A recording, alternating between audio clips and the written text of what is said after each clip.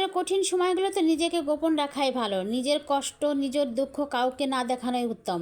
জীবনে কখনো খুব খারাপ সময় আসে, তাহলে নিজের কষ্টগুলো নিজের মাঝে এমনভাবে আড়াল করে রাখো যেন তোমার গা ঘেঁষে থাকা মানুষটিও টের না পায়। শক্ত হও, নিজেকে নিজে বোঝাও যে এত সামান্য বাতাসে ঝুলে যেতে নেই, ভেঙে যেতে নেই। কান্না পড়লে একা একা গোপনে কাঁদো, তবু নিজের দুঃখের ক্ষতগুলো কাউকে দেখাতে যাবে না।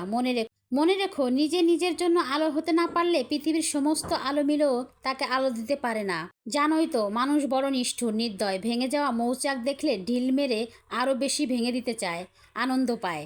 তাই নিজের সবকিছু, নিজের দুঃখ কষ্ট সবকিছু নিজের ভিতরে রাখাই উত্তম। কষ্ট দুঃখ যাই হোক না কেন কাউকে কখনো জানাতে যাবেন না, নিজের ভিতরে রাখার চেষ্টা করবেন। আপনি যত অন্যকে সেটা জানানোর চেষ্টা করবেন, আপনি অন্যের কাছে ততই অবহেলিত হবেন, ততই হাসির পাত্র হবেন। তাই নিজেরটা নিজের ভিতরে রাখুন। এত সময় যে কথাগুলো বললাম এটাই কিন্তু বাস্তবতা। আপনি যত মানুষকে আপনার নিজের কষ্ট দুঃখ জানাবেন, আপনি তত মানুষের কাছে অবহেলিত হবেন। এ পর্যন্ত ছিল, সবাই ভালো থাকবেন, সুস্থ থাকবেন। আল্লাহ হাফেজ।